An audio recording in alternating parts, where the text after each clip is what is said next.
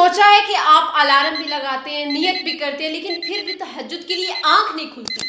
हम समझते हैं कि शायद ये थकन है, लेकिन कभी कभी वजह थकन नहीं, वो बदगुमानी होती है जो हमने किसी इंसान के लिए अपने दिल में पाली होती है।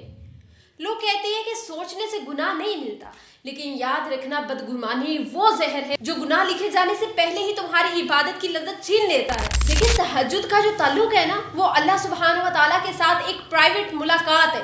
अब एक मिसाल से समझिएगा, अगर आपके मोबाइल में बहुत सारी फजूल एप्स बैकग्राउंड में चल रही है, आपका फोन हैंग होने लगता है। बिल्कुल इसी तरह जब हमारे दिमाग में दूसरों के खिलाफ मनफी ख्यालात और बदगुमानियां पैदा होती हैं, ये चलने लगती हैं, तो हमारी रूह बारी हो जाती है। तहज्जुद के लिए वो लुत्फ और हल्कापन चाहिए जो सिर्फ साफ दिल वालों को मिलता है। मैंने दिल के साथ इस पाक बारगाह में खड़ा होना बहुत मुश्किल होता है, बहुत ही ज्यादा मुश्किल। सल्फ सालिहीन के बारे में आता है कि वो फरमाते थे, मैंने अपने एक भाई के बारे में बुरा गुमान किया, मैं तो 5 माह तक तहज्जुद से महरूम रहा। अल्लाह अकबर। यहाँ बदगुमानी की सज़ा जहन्नुम नहीं है, बल्कि महरूमी है। अल्लाह अपने दरबार में उसे ही बुलाता है जिसका दिल लोगों के कीने से पाक हो, बुराइयों से पाक हो। जब आप किसी पर बदगुमानी करते हैं तो दरअसल आप अल्लाह के फैसले पर एतराज कर रहे होते हैं, और जब दिल में एतराज हो तो फिर वहाँ मोहब्बत की तौफीक ही नहीं ठहरती। अब बहुत सारे लोग कहेंगे कि जुलेहा आपी, अगर कोई वाकई बुरा हो, कोई हमें धोखा दे रहा हो, तो क्या तब भी हम बेवकूफ़ बनते रहे, या तब भी हम एक अच्छा गुमान रखें? देखिए, इस्लाम हमें बेवकूफ़ बनने का हुक्म नहीं देता। अल्लाह के नबी सल्लल्लाहु अलैहि वसल्लम ने फरमाया, मोमिन एक सुराख से 2 बार नहीं डसा जाता।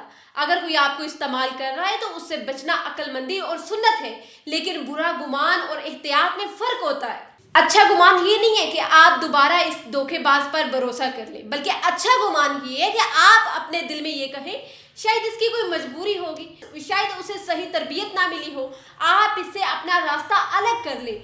ये है आपकी एहतियात, लेकिन अपने दिल में इसके लिए नफरत और कीना ना पालें। ये आपका हुस्न ज़न है, ये बेवकूफ़ बनना नहीं है। अपना मामला अल्लाह के सुपुर्द कर दे, ना कि लोगों में बैठकर उसकी बुराइयां करते फिरे, बल्कि अपने दिलों को नफरत के जहर से बचाएं ताकि आपका दिल अल्लाह के लिए साफ रहे। कुछ लोग कहते हैं कि हमें पहले ही लग रहा था कि ये बंदा बुरा था। याद रखें, अगर कोई एहसास आपको मुहताज कर दे और अल्लाह के करीब कर दे तो वो बसीरत है, लेकिन अगर वही एहसास आपको गुस्से, गीबत और दूसरों की तहकीर पर उकसाए तो वो बदगुमानी है। अपनी एनर्जी को ज़ाया मत करें, क्योंकि आपकी मनफी सोच का असर आपके जिस्म पर भी पड़ता है। इसलिए तो हमें थकन और दर्द महसूस होता है।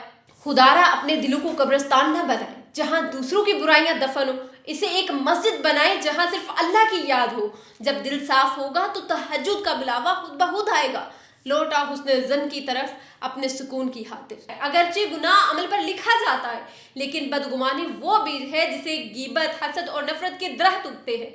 अल्लाह इस बीज को ही जला देता है ताकि इंसान बड़े गुनाह से बच सके, और इस इंसान की सजा इबादत की लज्जत का खत्म होना है। आप उससे अपना रास्ता अलग कर लें, ये एहतियात है, लेकिन इसके लिए दिल में नफरत और कीना ना पाए। ये हुस्न ज़न है, इसे बेवकूफ़ बनना नहीं, बल्कि अपने दिल को नफरत के जहर से बचाना कहते हैं। आपका हर गुमान किसी का कुछ भी नहीं बिगाड़ेगा, लेकिन आपके अपने सुकून को ज़रूर तबाह कर देगा।